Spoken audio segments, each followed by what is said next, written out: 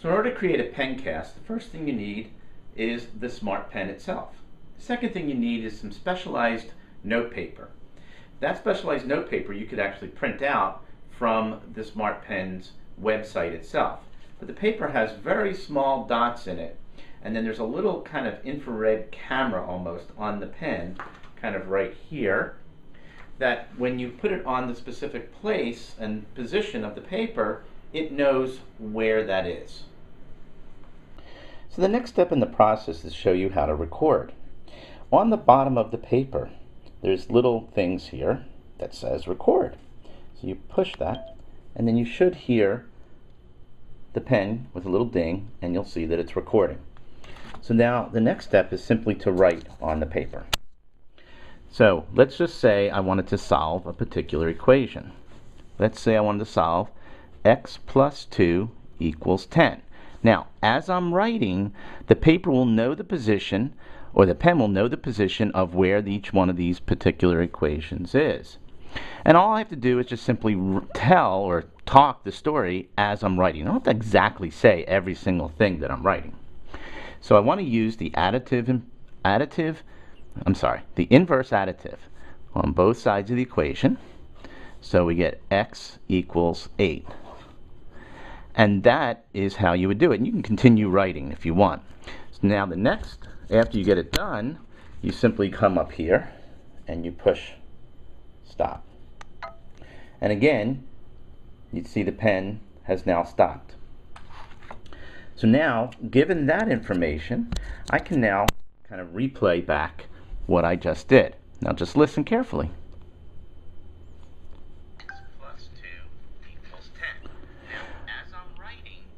So what happens is the pen knows the position I'm at wherever I push on any one of these. And that's pretty cool because it allows me to very quickly go through each one of those. Now, there is a few other things that you can do on here. I'm going to go ahead and stop the session. You can jump. You can actually bookmark certain parts of the page if you so desire. This is the navigation area. And then on the other side you have where you could jump to a particular position on the recording, or I can play back different speeds, or I can increase the volume or even mute it. But that's all there is to creating a pencast. So after I've recorded my session with my Smart Pen, the next step is to dock it to my computer and use the LiveScribe desktop software so that my recording and also the image of the paper that I was using gets placed onto it. So this is the docking station. It's just a USB port, and you'll see on the back here, right here, there's a little area for the USB connection, and you just plop it down like that. You then have to start up your desktop, your LiveScribe desktop software, and it will then get transferred from the Smart Pen to your computer. Once you have synced your pen to the LiveScribe desktop software, the next thing to do, and what I would do, is create a custom notebook. At this point, I haven't been able to quite understand how to get the pages to load directly into the custom notebook, but I'm sure there's a way. For now, they go into this A5 starter notebook, and these are the two pages, 9 and 10, the last ones that I've just did. So I'm going to go ahead and click on Create a New Notebook. I'm going to call it WITSDemo. And then what I'm going to do is go back to the starter notebook. I'm going to go right click and go to Add to Custom Book. You know what? And I think I should be able to select them both by holding the Control key down. Right click and Add to Custom Notebook. I'm going to choose that one and click OK. So now you'll see that there are two pages with this notebook. And while I'm in the LiveScribe desktop software, what I can do is I can just double click on this, and then if I play it, solve a problem. Let's just say we want to solve x plus 5 equals 10. So what would we do in this particular? So at least I can hear the audio and make sure that the audio is working. Now, to share this with the world, it's a pretty simple process. The first thing that the students have to have is, or I'm sorry, the student says the instructor has to have, is a LiveScribe account. And they can simply go ahead and create one. It's a pretty simple process to go ahead and do that.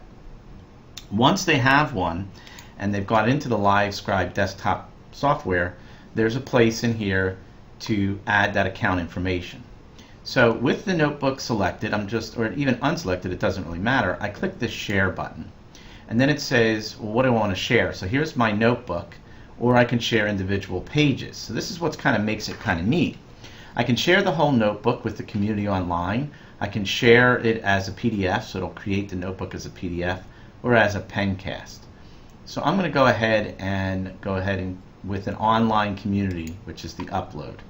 So I'm going to go ahead and click on that, and it's going to select data for the pencast. So I can choose to add the pages, I could choose to add the pages only, or I could choose to add the audio only.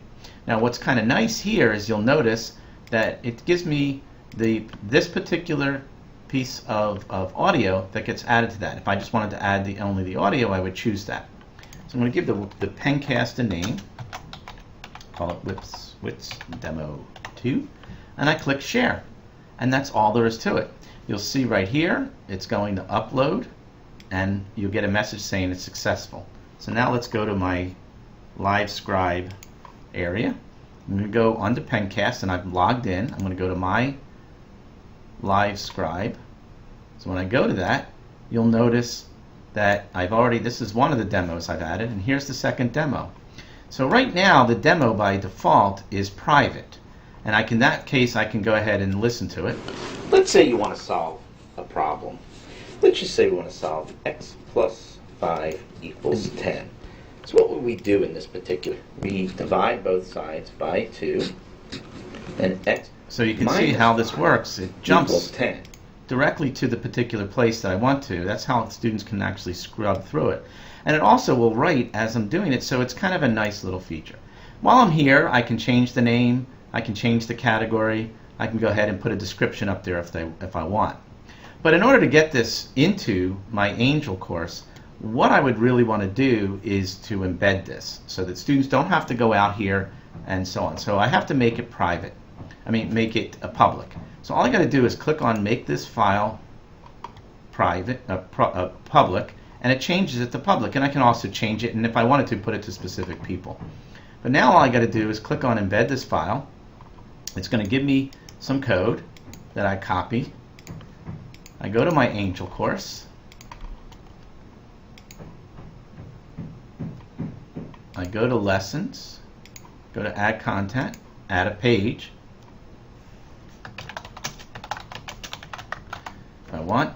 And of course what's important here is I have source code, so it's very important to choose, let me do that again, to choose the source and paste. I then go ahead and save that, and when I click on my pencast, up pops my pencast. I can click on it. Let's say you want to solve a problem. I can go to full screen if I want. Solve x plus 5 equals 10. And now it's in my course. In this particular case. So that gives you the whole process of creating a pencast. I think it's a very useful use of this tool. I'm sure there's some other uses for this new piece of technology, but I think this is one that would really going to help students, especially in certain courses.